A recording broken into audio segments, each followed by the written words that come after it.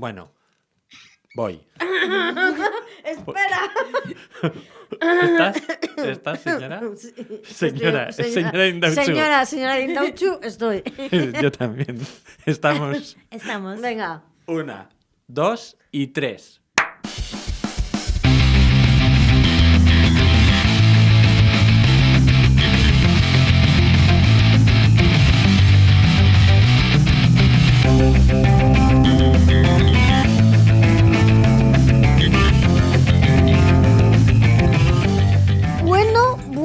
Bueno, Javier Liñera. Bueno, Conchita.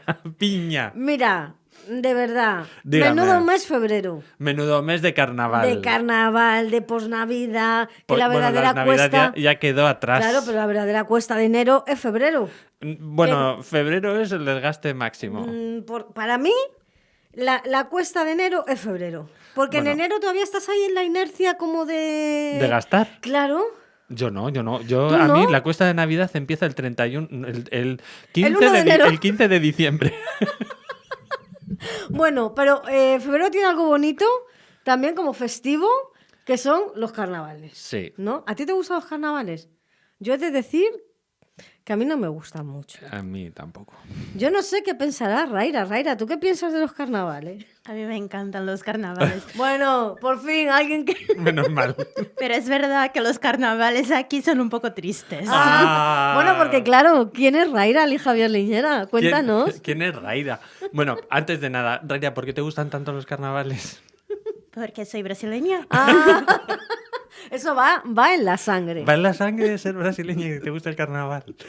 Porque es otra experiencia. Tenéis que ir a Brasil. ¿Ves? Pero, ¿y dónde nos recomiendas ir a disfrutar del carnaval? Pues donde ¿Cualquiera? sea, pero en Río se dicen que los carnavales son muy buenos, en Olinda, o sea, hay mucha tradición de carnaval.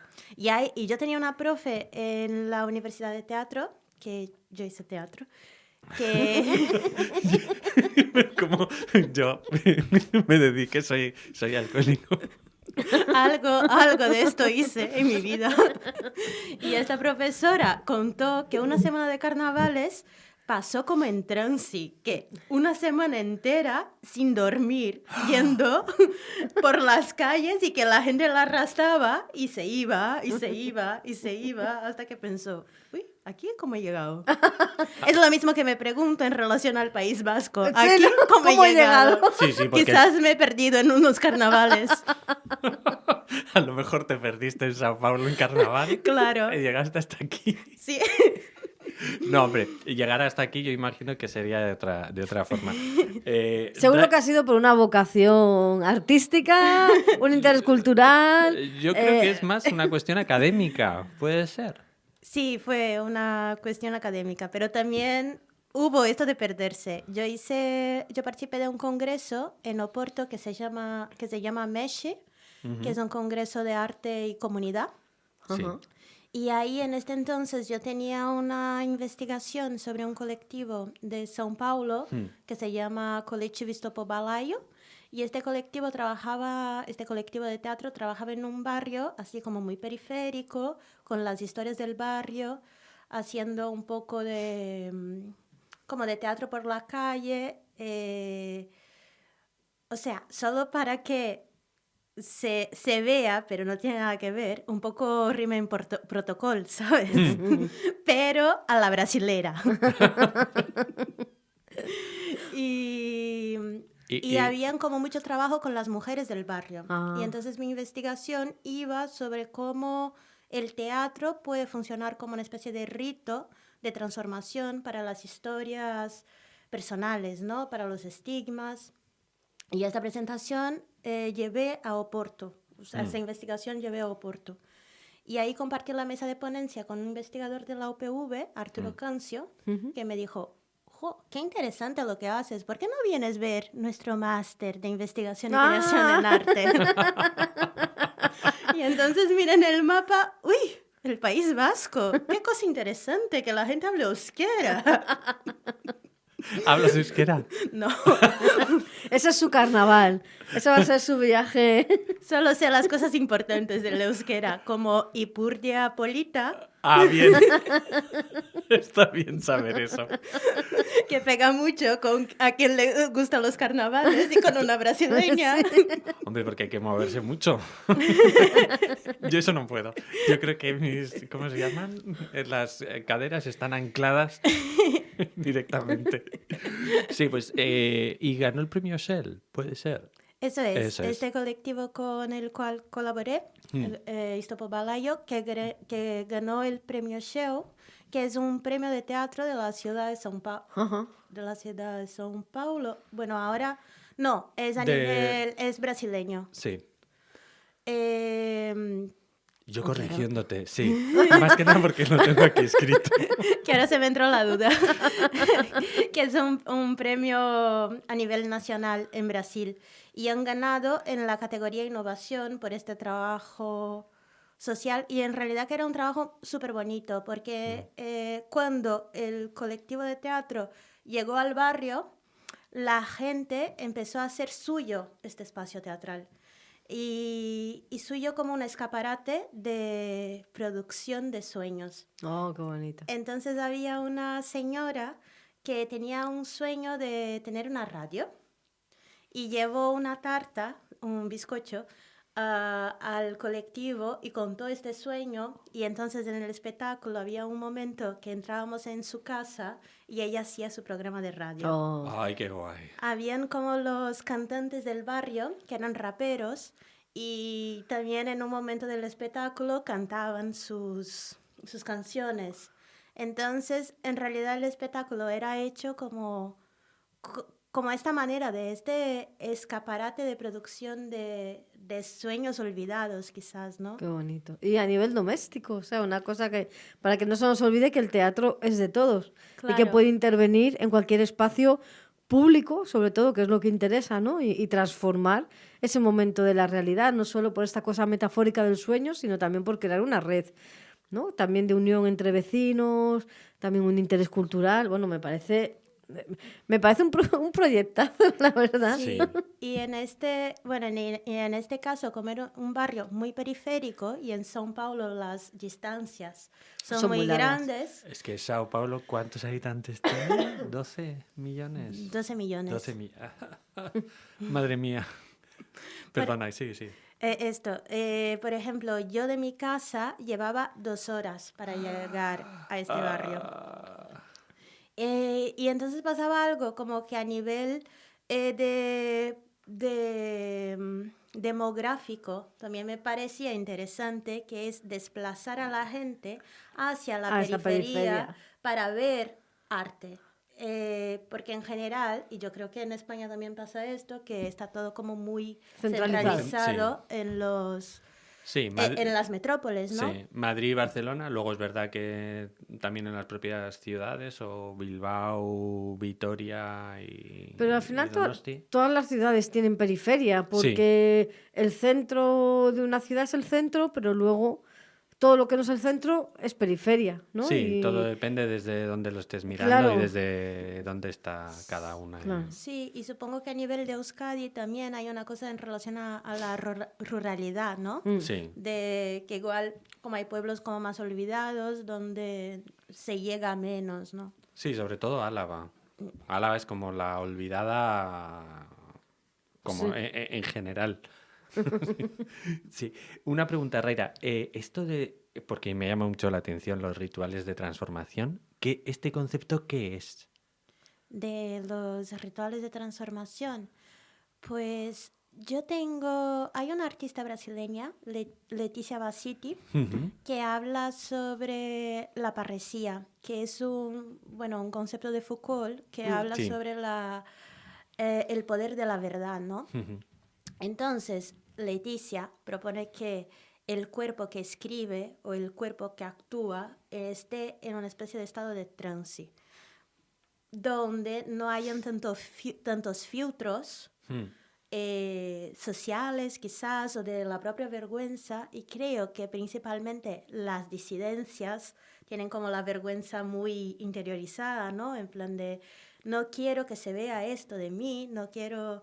Entonces te quedas como más reprimida y activar este estado de colapso, quizás del cuerpo, de colapso de las estructuras sociales, para por fin enseñar lo que has igual intentado toda tu vida ocultar. Para mí me parece que hay algo relacionado a este ritual de transformación, ¿no? que se puede dar en el teatro. Y bueno, Javi, y tú sabes, bueno, los dos vais a saber muchísimo más que yo, pero estamos ahí hablando también de un origen, ¿no? De la tragedia, de la función, del teatro griego también, bueno, y no solo griego, el teatro oriental, de esta posibilidad de generar afectos que te transforman y que sirven luego a la polis, ¿no? Y no tiene nada que ver, por ejemplo, perdón, con el carnaval, porque el carnaval es un ritual de transformación que a veces, no sé, miramos como eso, como a Grecia, como el teatro japonés y tal, que voy a hablar mal y pronto.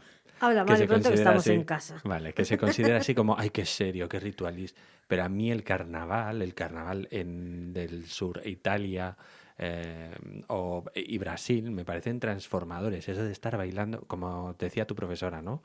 Que parece así como una cuestión anecdótica, pero es una cuestión también de transformación, en el que tu cuerpo se pone en riesgo para que haya un cambio en el que a veces no es tan mental.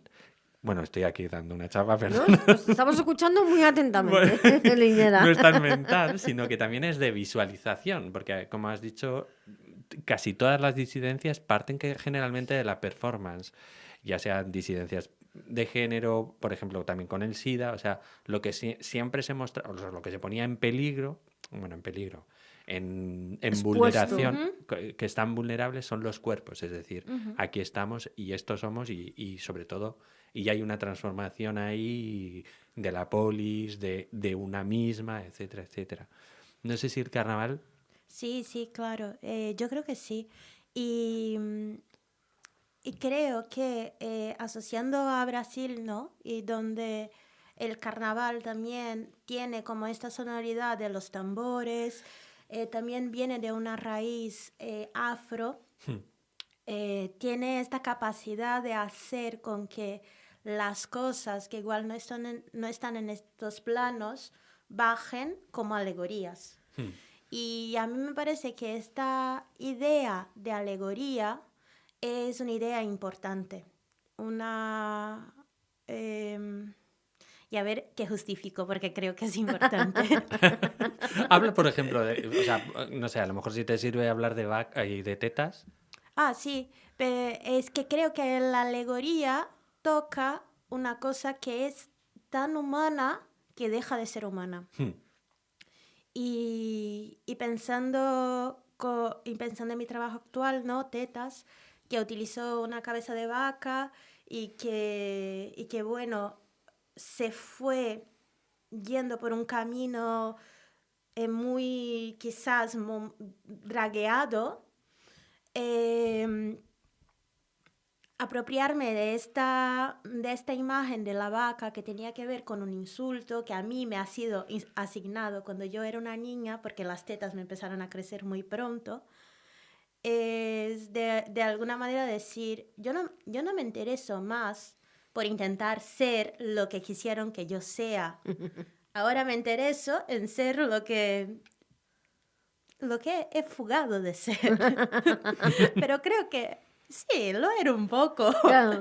¿Y por qué no serlo? ¿Sabes? Claro. Es muy catártico en ese sentido, ¿no? Sí. Es un concepto completamente... exponerse a esa verdad y que eso te transforme. Y que te transforme como para algo positivo, también sobre el concepto que uno tiene de sí mismo, ¿no? Sí. Porque al final el cuerpo tiene esta cosa, a veces, que es la barrera de lo que eres, pero a la vez es lo que eres, ¿no? Porque es lo que está completamente expuesto. Sí, y en este caso específico, yo creo que Freud, cuando va a hablar de la teoría psicoanalítica, ¿no? En algún momento habla de la potencia del chiste Y, Sí. y yo creo que la alegoría tiene algo de humor, tiene algo de poder, que apropiarse del insulto como chiste tiene que ver con esta transformación. O sea, este rito de transformación para mí es un rito lleno de humor.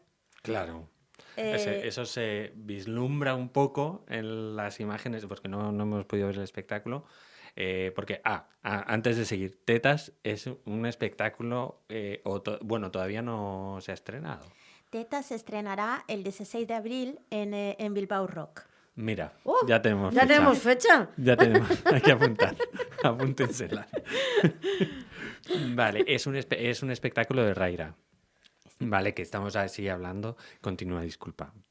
No sé. Sí, o sea, es este rito escénico que busca el colapso del cuerpo y que estas historias surjan con humor. Y una cosa que quería añadir a esta relación con el humor, yo creo que también es muy de la cultura LGBTQ, ¿no? De cómo el humor ha sido la herramienta de revancha social también. Y de que os habéis reído de nosotros, ahora nosotros nos reímos. Hay algo de la alegría y de la risa como poder que a mí me interesa. Sí, de la propia fiesta, ¿no? Como algo reivindicativo también, porque a veces la crítica, es que esto es muy interesante, la crítica no solo se tiene que hacer desde el dolor o desde esa autoficción violentada o censurada, ¿no? La crítica, y a veces casi, ¿no? Con humor, se traspasa mejor, ¿no? Y trasciende eso que tú decías, esa alegoría, ¿no? Que de tan humana trasciende porque se convierte en algo universal, ¿no? Y yo creo que es verdad que el humor, la risa, el chiste tiene algo muy salvador en ese sentido, en el mejor sentido, salvador como artístico, ¿no? Como esa puesta en verdad, que a veces es más verdadero que el propio pensamiento, la censura o la propia crítica, a veces no aséptica, al contrario, ¿no? Esa crítica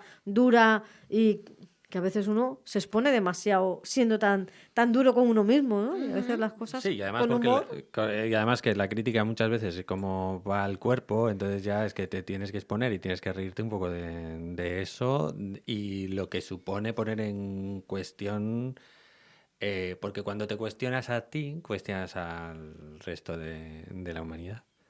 Bueno, hay más cuestiones en Tetas, porque voy a leer lo que he visto en el dossier. Condición sudaca femenina y feminizada, gorda y de tetas abundantes de la performer. O sea, que no solo tiene que ver con una cuestión... física. No, sino de lectura del cuerpo de la performer, que no solo tiene que ver con una cuestión LGTBIQ+, sino que hay como que se engloban más disidencias que la LGTB. Sí, y trabajar con teatro es una cosa impresionante, porque yo lo escribí hace como un año, porque hace un año que estoy en este proceso de investigación, y antes yo no tenía unas tetas tan grandes y tampoco estaba tan gorda. El cuerpo a favor del arte. Esta es la metáfora. Han crecido solas. Claro, yo creo que hay esto también en los procesos que generan ahí como un ambiente abundante que luego cuando te das cuenta, uy, pero estas tetas, ¿de dónde han venido? Que no falte producción. Que no sé. Producción, lo que haga Voy falta. a hacer un espectáculo que trate sobre los culos. Esto va a crecer algo más. Qué bueno, por favor. Es muy simbólico. Ahí llama.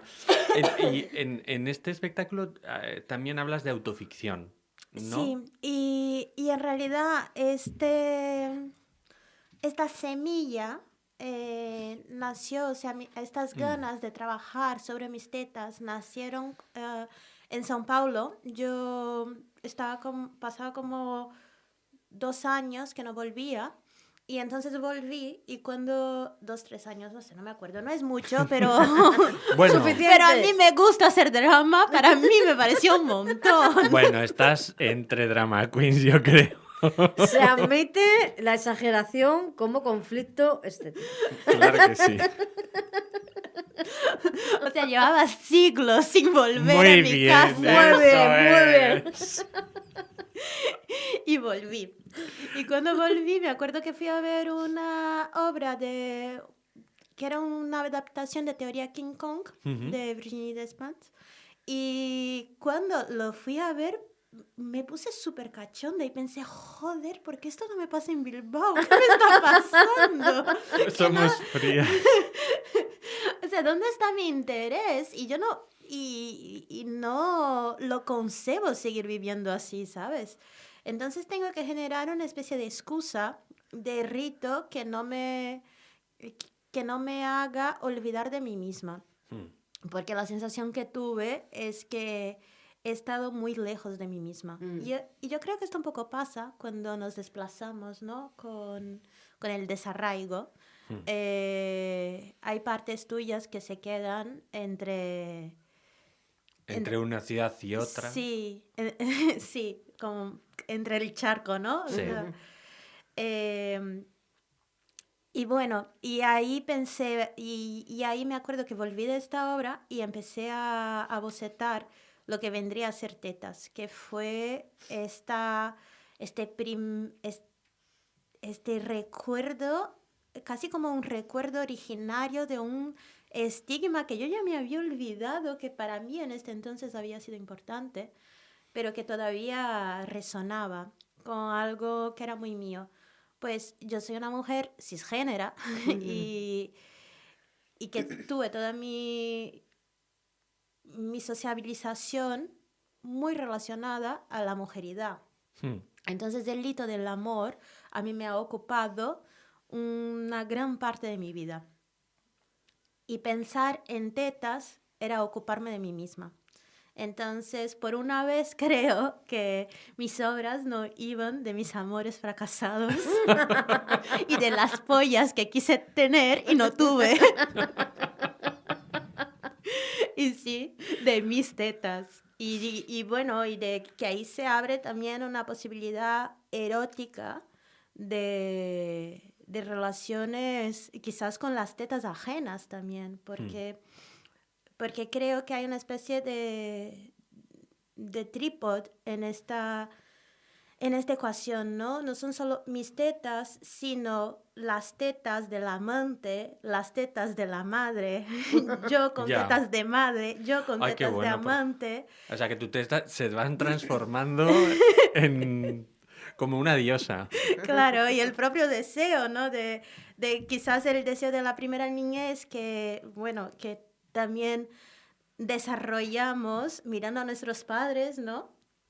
Y de estas tetas que a la vez son las tetas de Playboy, pero son las tetas maternales y esta complejidad del deseo me interesa.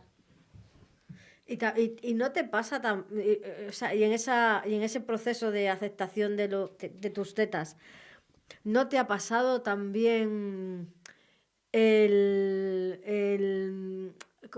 repudio? O sea, no quererlas tener porque a lo mejor eras la que las tenías más grandes en tu grupo o porque te nacieron muy pronto, salieron muy pronto, porque toda esta cosa, las mujeres que tenemos las tetas gordas, es un conflicto con el que es verdad, es un conflicto con el que hemos vivido, ¿no? Que a veces luego, a lo mejor el proceso erótico, no sé, yo hablo por... No, viene después. Yo es que no... Claro, a mí no sé, por confrontar un poco lo que tú dices, el proceso para mí fue inverso. Primero fue repudio y luego fue aceptación de esa sexualidad y de esa cosa, pues, de juego o que pueden tener las tetas, ¿no? Esa cosa de confrontarla con otros y decir, pues mira, mira qué bien, ¿no? Sí. Pero no sé, ¿tú cómo viviste eso también? Como la propia identidad ante tu propio cuerpo. Sí, o sea, lo que estoy hablando ahora de esta lectura erótica es una lectura que consigo hacer con un distanciamiento, ¿no? Porque ya se ha pasado mucho tiempo, ahora soy una mujer y ya puedo encargarme de la niña que fui. Pero cuando las tetas me empezaron a crecer y yo tenía 9 años, se me ha resultado muy confuso porque yo empecé a ser leída como una mujer cuando yo no era. O sea, con 14 años yo sufría como muchísimo más acoso de lo que sufro en la actualidad. Porque creo que también hay una dinámica de poder que los hombres se meten más con las niñas que con las mujeres. Y a la vez yo he crecido en los 2000 y que hubo como una especie de boom de la exposición sexual, ¿no? Entonces, a la vez yo tenía tetas y yo veía en la tele que esto parecía que era algo importante, que esto me podría dar algún tipo de poder. Entonces, yo creo que jugaba la sexualidad antes de tener conciencia de lo que era la sexualidad. Y entonces había algo como ahí naif, en plan de... Y lo voy a utilizar como ropas muy largas para que no me vean las tetas y voy a exponer todas las tetas porque esto me da una especie de poder y soy la femme fatale. Cuando en realidad yo era una niña de 10 años. Entonces yo no estaba controlando los símbolos que con los cuales estaba jugando, pero estaba intentando que la gente me quisiera, como un poco hacemos todas, ¿no? Sí. En la obra, aparte de los textos, hay una parte más coreográfica. Sí. ¿Y el eje es el rebote? El eje es el rebote, sí. El eje es el rebote. Y luego del rebote fuimos encontrando matices. Entonces hay un rebote que es el rebote del twerk, por ejemplo, que hay un movimiento que se llama jiggle, que es en el twerk, cuando pasas el culo de un lado para el otro. O sea, esto lo hago con las tetas. Hay como el rebote que circula. O sea, dentro de este rebote de la carne colgada, ¿no? Hay variaciones que igual son más desde el freír, igual es una materia como más acosa, como más o sea, pero todo pensando en cómo se puede movilizar las tetas. Las tetas como el eje coreográfico y el eje de movimiento. Bueno, y ahora me estaba acordando que yo vine a hacer el máster de investigación y creación en arte. Yo me esperaba una cosa mucho más transdisciplinar de lo que ha sido, pero estar aquí y hacer este máster me ha dado la posibilidad de cambiar la manera que miraba el arte. O sea, se expandió mi manera de mirar el arte. Y lo digo esto porque creo que aquí hay como toda una tradición escultórica y de trabajo con la materia que para mí me sirve cuando pienso la coreografía de tetas. Porque trabajar con las tetas, con la materialidad de lo que ellas son y de cómo puedo mover esta materialidad, también tiene que ver con este trabajo de, vale, voy aquí a trabajar esta materia, como es un trabajo muy material en este sentido. Y que creo que ahí yo no habría llegado si no fuera por estar en el País Vasco. Entonces, esto, tetas en este sentido es muy sudaca, pero también tiene su puntito vasco. También es algo hecho entre el cruce. Sí, porque está como todo el rato en un cruce. ¿Eso se ve todo el rato en el espectáculo? O sea, o es digamos, hay algo vasco, que suena como extraño esto, en el espectáculo. No. No sé, o sea, ahí la gente sí que me dice, ¡buah, pero es muy escultórico esto lo que estás haciendo! Pero luego que esto se convierta en, tenemos una pincelada vasca, ahí ya es otra cosa. Pero tampoco la brasilidad está de una manera exorbitante. O sea, las músicas son músicas brasileñas, pero no está nombrado.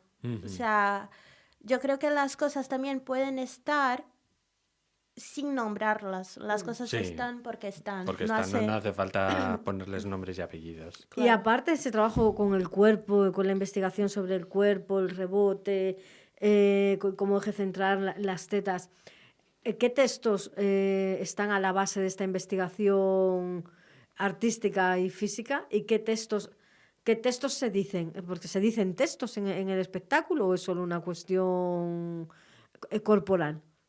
Pues si todo va bien, se va a decir textos. Tengo una dramaturgia en la cual estoy trabajando. Lo que me he ocupado hasta ahora era trabajar el cuerpo como materia y junto a esto habían un montón de textos, porque yo soy una persona que antes de cualquier cosa, mi primer lenguaje ha sido escribir. Escribir me da intimidad con lo que yo soy. Entonces yo tenía como muchísimos textos que eran textos de archivo, que también eran textos que iban surgiendo a partir de esta intimidad, de esta creación. Pero que yo no sabía, porque una cosa que pasa es que yo tenía un deseo de convertirme en tetas. Pero tetas no hablan. Todavía. Entonces, ¿cómo pones palabras? Ya. Hablan por sí solas, pero no hablan. Esto es muy simbólico también. También. Sí. Pero son estas cosas que nos enfrentamos, ¿no? En los procesos de creación, que es en plan de... Ay, lo pensaba de una manera, pero ahora es otra. Y ahora tengo otras necesidades. Y ahora, sí. ¿cómo convergen estos dos lenguajes? Sí. ¿Cómo las tetas van a hablar? Sí. Sí. Y de quizás abrir un poco la escucha también, de cuál es el lenguaje de la obra que va más allá de lo que yo pensé que sería. Creo que algo bonito en este trabajo también es que yo no me reconozco a mí misma. O sea, hay a veces miro las fotos y pienso, joder, qué loca estoy. O sea, esta soy yo, no puede ser. Yo no creo que yo hice esto. Es la transformación de aquí a Drag Race. Es un personaje. Totalmente. Que también soy muy yo. O sea, que yo decía en el grado que a mí se me daba muy mal, bueno, lo decía y lo sigo diciendo, a mí se me da muy mal hacer personajes, pero se me da bien, creo, que hacer de mí misma. Y bueno, iba a decir una otra cosa que se me ha ido. Chin, chin, bueno, pues chin, yo al hilo chin. de esto te pregunto, aprovechando esto que dices, ¿cuánto hay de verdad y de mentira en los espectáculos que haces más allá de tetas? Pues imagino que habrás investigado sobre otros espectáculos e investigarás sobre otros futuros. ¿Cuánto hay de ti? Y porque todos sabemos que la autoficción es autoficción. Ficción. Entonces, ¿cuánto te dejas exponer? Me imagino que muchísimo, pero ¿cuánto dejas también a la fantasía, a eso que no eres y que te viene bien como excusa para terminar un relato, una fábula, una performance? Ya. Es que creo que quizás la ficción te expone más que lo que es autobiográfico. Por ejemplo, yo en este trabajo en tetas, yo he empezado con un primer... me he acordado lo que iba a decir. O sea, todo es como... Hago un pequeño paréntesis. Entonces, el hecho de no conseguir unir de todo estos dos lenguajes, que era ser solo tetas y tener una abundancia de textos, hizo con que las cosas también tomasen como dos caminos y que los textos de alguna manera se independizaran en una revista que se llama Vaca. Y que ahí me ha dado como un poco de paz de pensar, uy, a mí me gustaban estos textos, vale, ya pueden ser leídos, pero quizás su lugar no era en la obra, sino con otro tiempo, sí, ¿no? Porque el tiempo de la palabra leída es diferente del tiempo de la palabra escuchada. Y volviendo a lo que estaba diciendo antes, de que creo que que la ficción a veces te expone más. Y de entre estos textos, yo tenía un primer texto que relataba cuando yo tenía 9 años se me crecieron las tetas y la gente, mis compañeros, los niños que estudiaban conmigo, se horrorizaron y me empezaron a poner apodos y el más popular ha sido Vaca. Uh-huh. Y entonces que ellos cantaban a menudo una canción que era Yo tengo una vaca lechera. Sí. Yo odio esa canción. Y entonces, haciendo un pase, yo estaba con 2 colaboradoras, con Josefina Swain y con Carla Barinas del Mar. Carla es dominicana y Josefina argentina. Y entonces ellas empezaron a contar las versiones de esta música, cómo era en Argentina y cómo era en Dominicana. Y me preguntaron, ¿y en portugués cómo era? Porque no era así que te cantaban, ¿no? Te cantaban en portugués. Y yo dije, es que en Brasil no existe. Y ellas, ¿pero cómo no existe? Pero es que nos ha mentido. de que yo pongo que me cantaban y no era esa música. Que ¿cómo me puedes mentir, no? Sin embargo, yo creo que justo que sea esta música y no la música que de verdad me cantaban, que yo ya ni me acuerdo, hace con que se genere una especie de vínculo, porque toda la gente que habla castellano la puede entender de una manera u otra, que me expone mucho más que yo dijera de la canción que me cantaron y no sé qué.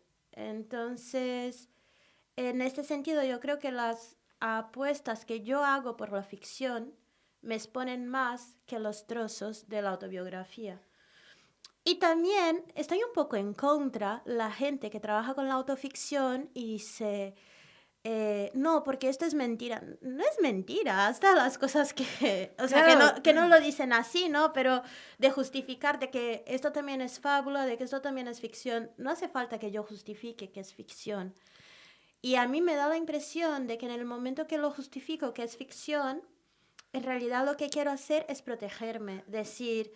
No, pero no, es sobre mí, pero no mucho. O sea, me habéis visto, pero no mucho. Cuando en realidad lo que habéis visto es lo que todo lo que intentaba ocultar. Sí, además es que la vida nuestra es una ficción. Sí, o sea, claro. No es que es verdad o que es mentira, eso no sabemos. Pues hablando de vacas... Pero yo eso, perdón, yo eso a veces he hecho, no, ya sobre todo con gente que ya como muy cercana a esto de, no sé, es ficción, ya porque te preguntan y dices, que es verdad, pero ¿qué te importa lo que sea verdad o lo que sea mentira, sino de lo que está yendo, ¿no? Lo que está viendo la obra, que es de lo que está hablando, ¿no? A veces tú eres una excusa... O la anécdota, como has dicho antes, ¿no? Esto que me insultaban, que me llamaban vacas, era la anécdota para contar algo más y para hacer un trabajo artístico de transformación y de todo lo que hemos ido hablando, pero que la anécdota al final, la vivencia así, se queda como atrás. Sí. Y yo creo... Ay, perdón. No, habla, porque habla porque voy a confirmar una cosa. Déjame que mire una cosa... ¿Dónde? Aquí en el móvil, ábremelo. Y yo creo que hay un punto también de... Ay, joder, que me he olvidado otra vez.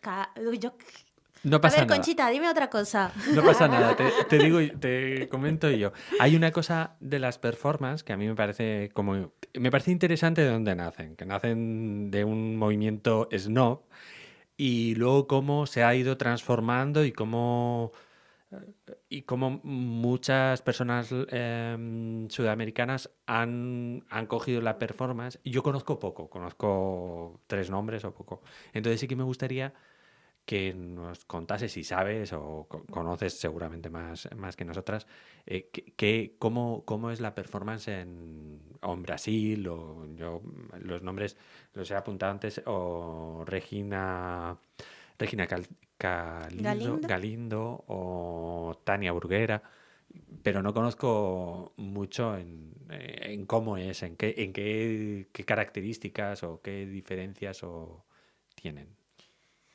Pues yo cuando vine hace estos 5 años, vine en medio de la pandemia, y justo la pandemia para mí ha sido un momento muy fértil. No son todas las personas que han tenido esta suerte, pero yo tuve la suerte de estar como en una casa buena, de tener una familia a la cual quiero muchísimo. Qué y bien. De que estábamos juntos.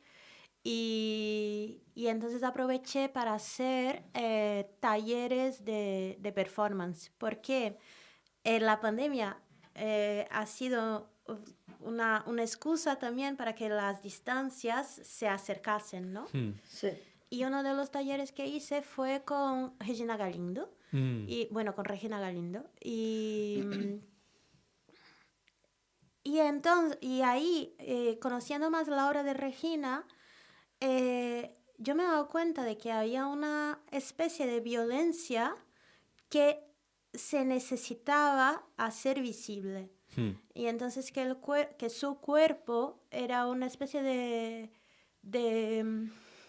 escaparate, pero no iba a utilizar la palabra escaparate, una especie de canal, eso es, una especie de canal para que estas violencias que quizás son muy ocultas puedan empezar a ser visualizadas.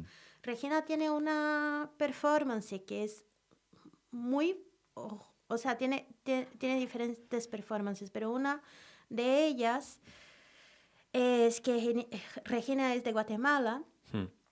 Y ahí muchas prostitutas hacían la reconstitución del himen, porque si tú sangrabas cuando tenías una relación sexual, te pagaban más. Y muchas prostitutas morían por esto. Entonces Regina se propone hacer ella la reconstitución de su himen y casi muere por esto. Pero ya ser una persona que tiene poder hizo con que esta violencia tuviera como más voz. Y... Es como hacer, corrígeme si no es así, es como que tu cuerpo se vuelve vulnerable, pero a la vez el cuerpo se vuelve discurso y a la vez el cuerpo se vuelve político, y depende evidentemente de la visibilidad, que hay una intencionalidad detrás de ello, que no tiene que ver con solo una cuestión de gustar a la otra persona. Sí, total. Y que yo creo que a nivel español los principios de Angélica Lidl también un poco iban por ahí, ¿no? De que no era solo el discurso, sino de poner el cuerpo en situaciones más vulnerables. Abel Azcona. Sí. Bueno, Esther Ferrer, pero bueno, Esther Ferrer es diferente. Sí. Sí, un cuerpo político. Vuelvo un poco atrás. Sí, claro. Porque antes que le he pedido a Liñera al móvil era para comprobar una cosa, porque me estaba sonando. Alberto Velasco, no sé si lo conoces, es un performer, es un actor, es dramaturgo, es director. También él empezó haciendo un espectáculo que se llamaba Vaca. Sí. Que él ponía, te animo a que lo veas, porque él reivindicaba su cuerpo de gordo, y también como eso era le había construido en algo, pero él baila. No sé si es bailarín como de... Que yo sepa, él sí que viene, yo creo ¿De que la danza? Viene un poco como tu perfil, corrígeme si no es así, que venís del teatro, o sea, ambos dos estudiáis interpretación y luego os acercáis a la danza. Bueno, él estudia mucho con Muraday. Sí, y también estuvo con... Hoy no me va a salir una coreógrafa catalana, pero no me va a salir su nombre. No va a salir. Es famosa, pero de estas que dices el nombre es conocida. Pero sí que tiene que ver eso. Es verdad que como que tú te amplías como que no solo vas a la danza, sino vas a la danza, a la performance, luego encima todo eso se trabaja en investigación en el aula, en la academia, o sea, es Y luego hay un un... texto que soporta eso también. Sí, Y es interesante su trabajo también porque dentro de que él lo habla desde el cuerpo masculino y desde otro sitio, pero al final es lo que decíamos, ¿no? Que deja de ser personal para ser político, Claro. para ser universal, para convertirse en esa alegoría, retomando un poco lo que contábamos como al principio. Y es interesante también descubrir ese trabajo porque él cuando empezó a hacerlo era una cosa muy expuesta, no se veían performers así como jóvenes chicos que en teatro off que se atrevieran a hacer esos espectáculos y me ha recordado porque yo creo que el viaje de ida y vuelta es parecido, cada uno con su cuerpo y con su socialización sí, con el contexto pero que... con mujer, cada uno con su contexto, ¿no? Pero interesante también esa investigación. Te animo a Sí, sí, bueno, claro. por curiosidad. Y seguiríamos hablando 1000 horas, pero ¿cómo vamos, Liñera? No, vamos bien, vamos todavía, Vale. vamos Vale, bien me de ha tiempo. asustado, me ha asustado. He visto una No, ceja así para arriba de Liñera y he dicho, diciendo, se estás nos que acaba no". el tiempo. No. No. Bueno. Hay una cosa más respecto... Quería solo dar una Ah, claro información que sí, rápido, por pero favor. muy rápido. Vaca en portugués también significa puta. Que Ostras. Qué bueno. ya. Como viado. Sí, No, pero como viado es marica, ¿no? sí, Y que luego, yo qué sé, también a mí me parece muy interesante Hombre. como para las mujeres que no claro. pertenecen o para las maricas se asocia nombres de animales, ¿no? Sí. Es como no pertenecéis al reino humano. No, me encanta eso. Eso de no Sí, pertenecer porque al reino. mariquita. Sí, tiene que claro, ver con los claro, animales. claro. Sí. No, yo en brasileño yo me he ido aprendiendo algunas cosas haciendo el tonto en casa y todas son insultos. Todos, porque estoy siguiendo drag brasileñas, entonces los insultos me los voy aprendiendo. Esto es como de adolescente, pero creo que estoy volviendo a la adolescencia. Una cosa más, el desarraigo que hemos hablado al principio, ¿tiene resonancia en las piezas? Y has dicho Sí, claramente, sí. sí, claramente porque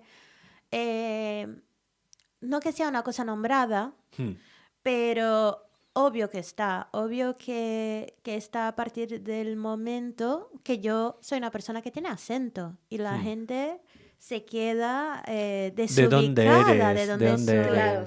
Y a mí me parece, y hay momentos que yo estoy, yo qué sé, comprando el pan y haciendo como tonterías y la gente me empieza a mirar la boca y casi hacer como una mímica de lo que yo estoy haciendo. Entonces yo pienso, joder, que no me están entendiendo, como no se me entiende de verdad. Solo quiero una barra de pan. Tengo que gesticular más, o sea, como que...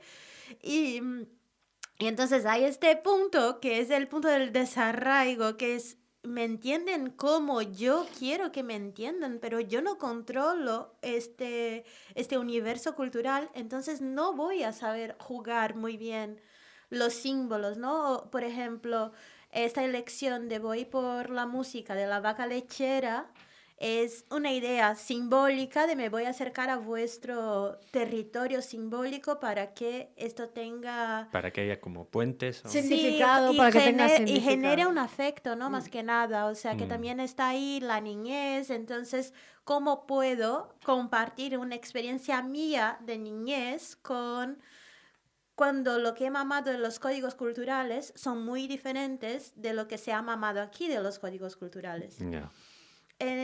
Entonces, hay este lugar donde tú no controlas muy bien cuáles son tus cartas, que creo que es el lugar del propio desarraigo. Pero antes de todo, en esta obra, y yo creo que es un poco como de mi personalidad también, hay un deseo de vinculación. O sea, en el momento que sube escena, hay un deseo sincero de vincularme. y de vincularme con lo que soy y de vincularme con una apertura para el otro también. Un deseo de no quiero olvidarme quién soy, no voy a ser vasca, No. no me voy a ser vasca, pero quiero entender que sois. Ujú. Y que obvio que esto también es una utopía, porque obvio que hay un momento donde se pierden las cosas, donde no se entiende nada. Pero trabajar con esta partícula del incomprensible también me interesa. Pero que sea trabajar con esta partícula del incomprensible y que bueno, y que ahí tocas a la colonialidad y no sé qué, pero que sea desde el deseo verdadero de conectar y de crear un mundo nuevo, no de reafirmar la negativa, que también entiendo quién reafirma la negativa. Claro. También entiendo que es una herramienta política importante, pero yo no tengo armas para jugar desde ahí. Pues ahora ya sí. Mira, ¿has visto cómo me he quedado así callada? Como Escuchando el hilo de esa reflexión, porque también pensaba el hilo de esto. Bueno, el mundo vasco también es muy incomprensible en el sentido de que tiene una lengua que es muy difícil de entender por alguien que no sepa euskera. Entonces también el lenguaje ahí es un freno también para esa identidad y a lo mejor en eso comunican, ¿no? Como un poco tu proyecto con este sitio al que has llegado, ¿no? A lo mejor el País Vasco se unifica en esta cosa incomprensible, porque es verdad que el catalán lo puedes entender, el gallego lo puedes entender, el valenciano, pero es verdad que el euskera, si no sabes nada de euskera, no, es imposible entender nada. Y aún así puedes vivir, o sea, se quiere decir, te puedes vivir, ¿no? Entonces también hace falta a veces ese cuerpo, esa mediación del cuerpo para poder hablar también sin palabras. Y yo ya me callo y abro, después de esta reflexión así un poco romanticona, a ver... ¿Quieres jugar? ¿Quieres jugar? ¡Claro! Venga. Pues vamos a ello. Vamos a la piña de las preguntas. A la piña de las preguntas. Te explicamos muy rápido qué es. Otros invitados nos han ido dejando una preguntita en esta piña. Tú tienes que meter la mano, sacar un papelito, un segundo de silencio y reflexión, la lees, si quieres contestar, la lees en alto y nos dices de quién es y contestas. Y es así de sencillo. Ahí, está metiendo, yo os cuento, está metiendo la mano en la piña. La piña es una piña, ahora acaba de coger el papel, es amarillito. Lo está abriendo. ¿Crees en los espíritus? Samat Madhukuri. Madhukuri. Ah, Samar. Interesantísimo su capítulo también, ¿eh? ¿Crees en los espíritus? Sí. Sí, claro. Claro. ¿Has tenido y en experiencia? el amor de las amigas. Coge otra. Deja esta aquí, por favor. Coge otra más. Sí. Nos da tiempo a otra más. Sí, yo creo que sí. Sí, ¿no? sí. Sí, pero yo creo que hay cosas que nos acompañan que son cosas que, no sé si, o sea, son espíritus, pero todo tiene un espíritu, ¿no? O sea, Sí. esta sal, lo que... Todo tiene un alma, todo tiene una todo forma Claro. de estar y de ser. Sí, yo y también. dejamos huellas sí. también, ¿no? En esta sala, lo que estamos hablando ahora ya viene contaminado de todo lo que De haya to- sido exacto. hablado antes. Y aquí hay tantos temas en la 97 Exactamente. que, por cierto, si queréis os podéis hacer Socios, ¿no? Sí, de sí, la sí, 97 sí. y Ratia mientras Está leyendo. lee... ¿Qué has soñado esta noche? Ay, Alvar Sirarda. Alba. Alvar. Qué bien. Ay, qué bonita pregunta. A ¿Qué he ver. soñado esta noche? Pues ayer por la noche yo tuve una malísima decisión que fue asistir la película Lila Forever, No sé. No la he visto. que es de Lucas Moodysson, creo. O sea, un sueco. Sí. Y es una película durísima, porque es una niña que tiene 16 años y bueno, y sufre todos los hitos de la heteronormatividad con una violencia que que también me pregunto, o sea, ¿por qué se ve tanto la violencia sobre los cuerpos femeninos y feminizados tan jóvenes y no se ve la violencia contra los cuerpos de los varones, ¿no? Que creo que también a la medida que el sistema de producción cultural rehace como estas imágenes, también nos volvemos a violentarnos. Y esto para decir, asistí a esta película por la noche y he tenido unos sueños como muy perturbados, o sea, como muy cargados de este miedo de haber sido una niña, en plan de sigues teniendo miedo al embarazo, a la adolescencia, pero ya no eres más un adolescente. De que con 16 años te van a violar, pero ya no tienes más 16 años. Ya. O sea, estos miedos que se quedan, ¿no? Que hacen... Bueno, madre mía. Pues, ¿vosotros qué habéis soñado antes de terminar? Yo, ¿sabes lo que pasa? Que estoy durmiendo profundamente, lo agradezco muchísimo porque llevaba una temporada muy larga de no dormir. Entonces, ahora que ni sueño, yo, o sea, lo agradezco. Es el sueño más placentero. Es lo que es como, ay, he podido desconectar. Entonces no sueño. Tengo varios sueños recurrentes. Hay uno que me convierto en mafioso. ¡Ay, qué bien! Y estoy todo Nos el rato, interesa, Liñera. y estoy todo el rato perseguido por la policía. Y voy con gente y mato gente. ¡Ay, qué bien! Wow. Y luego me pasa que si a veces me he enfadado con alguien o así, esto también es verdad. Me acuerdo de una mujer que no la vamos a nombrar, pero a ella le agarraba de los pelos y entonces le hacía volar como si fuese un helicóptero. O sea, el cuerpo entero volaba. Y eso me ha pasado no solo con ella, sino con otras personas, ¿no? Que siempre tengo esa cosa recurrente que le agarro del pelo, le hago volar y lo estampaba contra la pared. Entonces, me parece muy divertido. Yo con lo majo que soy. Exactamente, ¿quién iba a decir? Pero tengo que saltar. Yo recuerdo poco los sueños yo, ¿eh? Es una cosa rara. Pero ¿sabes lo que se me da muy bien? Interpretarlos de mis amigos. Ahí acabo de contar, ¿no? Lo interpretes sí. en No, te diré en privado. Vale. Pero no me suelo acordar de las cosas que sueño. No me suelo acordar. Y si me acuerdo de los malos sueños. Ah, mira. Sí, no tengo nunca un sueño como placentero y me levanto y digo, ¡ay, yo sí! Qué feliz! Medía unos 60 y llegaba a los vasos. Nunca sueño eso. Yo estuve cantando en Eurovisión también. Que no tengo ni idea porque no es mi pretensión ni quiero cantar en Eurovisión, pero... Oye, bueno, pues con este sueño y esta conversación maravillosa que hemos tenido hoy aquí, yo... Bueno, me despido al habitual, que no he abierto... ¿No has abierto? No he abierto, así que cierro. Egunon, Arratsaldeon, eta Gabón, buenos días, buenas tardes, buenas noches, según a qué hora nos hayas escuchado. Respuesta. Claro que depende de a qué momento nos hayas escuchado. Eso es. Y nada, es que ricasco. Por esta conversación maravillosa. Y yo por mí, agur. Pues muchísimas gracias, Raira. Ha sido un placer. Ay, es que ricasco, el placer es mío. Agur. Agur.